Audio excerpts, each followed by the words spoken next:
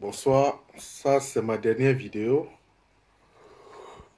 en français et vous ne m'entendrez plus. Peut-être juste sur des éléments peut-être d'ordre scientifique ou des sujets de communication dignes de ce nom. Je tiens à rappeler que mes vidéos que je sors ne sont pas des pistolets pour pouvoir toucher certaines personnes ou quoi que ce soit.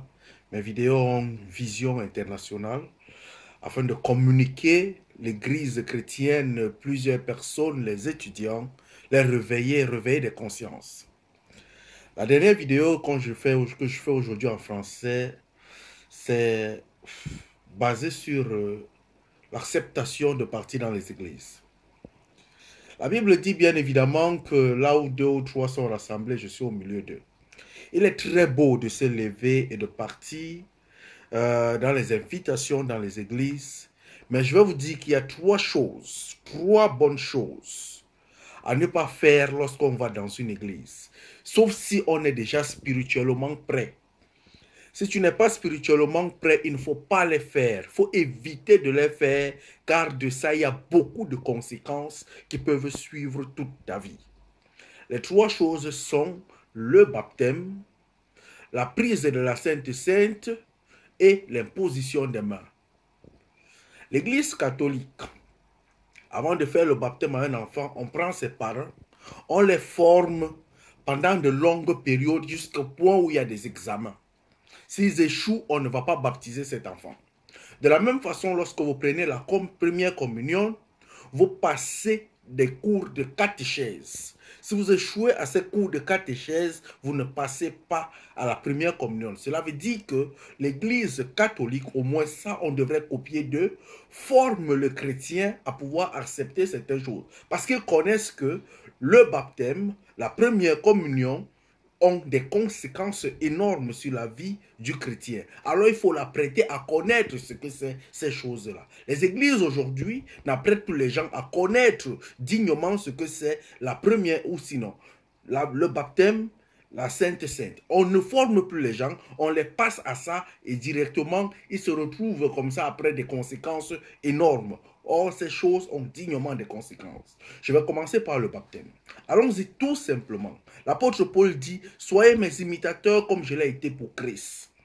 Christ s'est baptisé à 32 ans. L'apôtre Paul s'est baptisé à quel âge? Répondez à la question. Vous, aujourd'hui, vous vous levez, vous n'avez même pas encore fait quelque chose de mauvais, vous n'avez pas encore expérimenté la vie. Mais directement, après 2 jours, vous partez, vous vous baptisez parce qu'on vous a amené à l'église, parce que vous avez appris de Dieu, on vous a parlé de Dieu, vous connaissez déjà Dieu, comme c'est ça vous vous baptisez. Connaissez-vous que Jésus-Christ, avant de se baptiser, il a dragué une femme? Il a dragué la femme samaritaine. Ce qui veut dire qu'il a expérimenté beaucoup de choses. Il a expérimenté les difficultés avant de se lever pour aller se baptiser. Et comptez une chose. Lorsque vous vous levez pour aller au baptême, avant d'aller dans les eaux du baptême, il y a une première phase qui est la phase de la confession. Tu confesses tes péchés. Savez-vous que lorsque vous confessez vos péchés, lorsque tu confesses l'adultère, le diable va se mettre à côté. Le malin ou sinon les mauvais esprits dont tu as confessé, ils vont se mettre à côté. C'est pour t'attendre le jour que tu vas tomber. Constatez une chose, quand Jésus, directement après le baptême, le diable l'a transporté vers les montagnes pour pouvoir le tester, pour pouvoir tester sa foi. Le diable l'a mis dans des épreuves. Toi aussi, de la même façon, une fois que tu finis le baptême, il y a des épreuves qui t'attendent. Il y a des épreuves plus énormes qui t'attendent parce que là, le diable va tester ta foi. Mais toi qui n'es pas un homme prêt, qui ne connais même pas ce que c'est le baptême, tu vas te retrouver que tu as confessé l'adultère. Quelques années plus tard, quelques jours plus tard, tu te retrouves encore que tu rentres dans l'adultère. Sache une seule chose. Lorsque tu as confessé l'adultère, si tu rentres dans l'adultère, si tu étais un adultérin une fois, tu deviens un adultérin 7 fois. Parce que le mauvais esprit, la Bible le dit, le mauvais esprit qui quitte de chez toi, il va se mettre à côté. Il va se mettre à côté et il apprête ses frères, ils reviennent 7 fois plus fort. Ce qui veut dire que si tu étais un petit bandit, tu seras un gros bandit.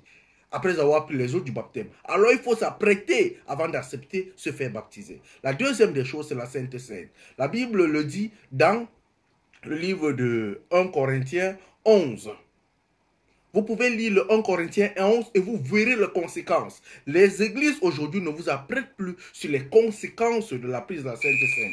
Il y a des conséquences énormes derrière ces choses que vous ne suivez plus. La Bible vous apprête à ça. Il faut lire le 1 Corinthiens 11. Vous allez comprendre que la Bible dit que ceux qui prendront cela sans toutefois connaître, c'est-à-dire que connaître leur position de foi, s'ils ne sont pas dans le péché ou quoi que ce soit, il y a des conséquences énormes. La Bible dit, c'est pour cela qu'il y aura beaucoup d'handicapés, il y aura beaucoup de ceci. Toi, tu vas te dire que, oh, je suis handicapé à quel niveau? Mon frère, ton handicap, c'est que tu as peut-être fréquenté pendant des années, mais cette école ne te sert à rien, tu es un chômeur, c'est un handicap. C'est un handicap. Il y a beaucoup de choses que nous faisons dans les églises et nous acceptons ça comme ça. Demain, on a des conséquences, on ne s'en rend pas compte. Alors que les églises éduquent encore les chrétiens aujourd'hui sur certaines choses. Je dis bien la Sainte Seine et le baptême. Qu'on éduque avant que quelqu'un ne s'engage pour pouvoir. Le baptême, c'est l'engagement d'une bonne conscience. Engagement d'une bonne conscience. Ah, je crois que chacun connaît ce que c'est la conscience. Maintenant, la troisième des choses, c'est l'imposition des mains. Quelqu'un se lève, mon frère, ma soeur, si tu vas quelque part, quelqu'un veut t'imposer les mains, n'accepte pas si tu ne le connais pas. Si tu ne le connais pas, n'accepte pas qu'on t'impose les mains. L'imposition des mains, c'est le transfert de puissance. Le transfert de puissance, ce qui veut dire que si celui qui t'impose les mains est un homosexuel, il peut te passer l'homosexualité. Dans les églises, on entre dans les églises aujourd'hui, il y a ce qu'on appelle le Saint-Esprit.